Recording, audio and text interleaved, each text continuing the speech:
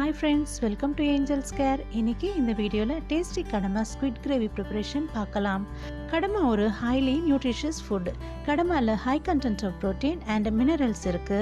Good source of vitamin B12 and B6 இருக்கு. Vitamin E இருக்கு and low calories.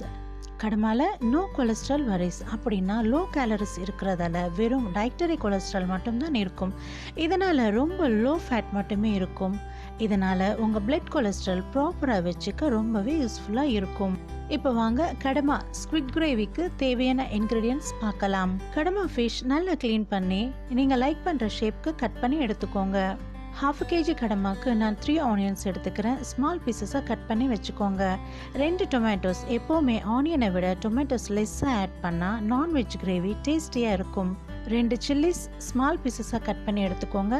பட்டை 2, லவங்கம் 2, ஏலக்காய் 2. ஏலக்காய் டேஸ்ட் பிடிக்கலைன்னா அவாய்ட் பண்ணிக்கோங்க, நோ ப்ராப்ளம். கருவேப்பிலை கொஞ்சம், கொத்தமல்லி கொஞ்சம், ஜிஞ்சர் கார்லிக் பேஸ்ட், இஞ்சி பூண்டு விழுது 2 டேபிள் ஸ்பூன், சில்லி பவுடர், மிளகாய் தூள் 3 டேபிள் ஸ்பூன், மிளகுத்தூள் 2 டேபிள் ஸ்பூன், டர்மரிக் பவுடர், மஞ்சள் தூள் 1 table spoon, coriander seeds powder, தனியாத்தூள் 1 டேபிள் ஸ்பூன் அண்ட் தேவையான ராக் சால்ட் எடுத்துக்கோங்க. ஃப்ரெண்ட்ஸ், எப்போவுமே கல் உப்பு யூஸ் பண்ணிக்கோங்க. அதில் தான் அயோடின் அதிகமாக இருக்கும். அயோடின் உங்கள் தைராய்டு லெவல் கரெக்டாக மெயின்டைன் பண்ண உதவும். இப்போ வாங்க கடமா ஸ்குவிட் கிரேவி ப்ரிப்ரேஷன் பார்க்கலாம். ஸ்டவ்வில் ஒரு பாத்திரம் வச்சுக்கோங்க. நான்வெஜ்க்கு எப்போவுமே செப்பரேட் வெசல் யூஸ் பண்ணிக்கோங்க. அப்புறம் அதில் தேவையான ஆயில் போட்டுக்கோங்க. ஆயில் ஹீட் ஆன பிறகு பட்டை, லவங்கம், ஏலக்காய் போட்டுக்கோங்க. ஆனியன் ஆட் பண்ணிக்கோங்க.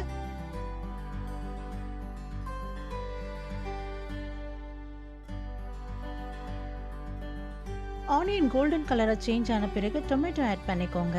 சில்லிஸ் ஆட் பண்ணிக்கோங்க. கருவேப்பிலை ஆட் பண்ணிக்கலாம்.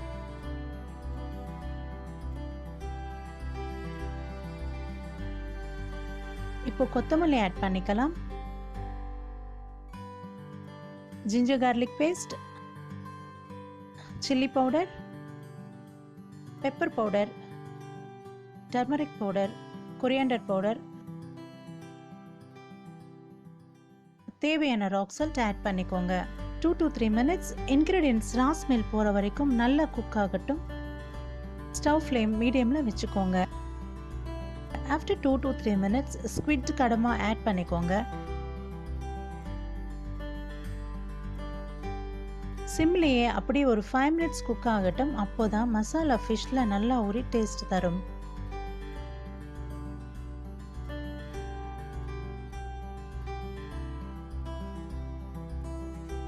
ஃபைனலி 1/2 glass வாட்டர் ஆட் பண்ணிவிட்டு ஸ்டவ் மீடியம் ஃப்ளேமில் வச்சுக்கோங்க. உங்களுக்கு டைம் இருந்தால் சிம்மில் வச்சு கூட குக் பண்ணிக்கலாம். சிம்மில் குக் பண்ணால் இன்னும் டேஸ்ட் அதிகரிக்கும். அப்புறம் கொஞ்சம் கொத்தமல்லி, கொரியாண்டர் லீவ்ஸ் ஆட் பண்ணிவிட்டு லிட் க்ளோஸ் பண்ணிடுங்க.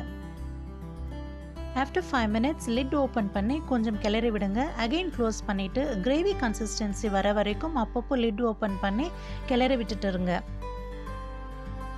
அப்போதான் அடிப்பிடிக்காம இருக்கும். அண்ட் ஃபைனலி கடமா squid tasty yummy gravy ready.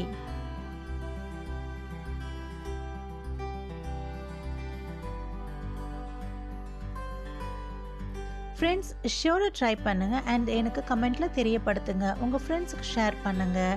And இது வரைக்கும் நீங்கள் சப்ஸ்கிரைப் பண்ணாமல் இருந்தீங்கன்னா கண்டிப்பாக சப்ஸ்கிரைப் பண்ணுங்கள். அப்போ தான் நெக்ஸ்ட் அப்லோட் பண்ணுற health and beauty tips notification உங்கள் மொபைலுக்கு வந்து சேரும்.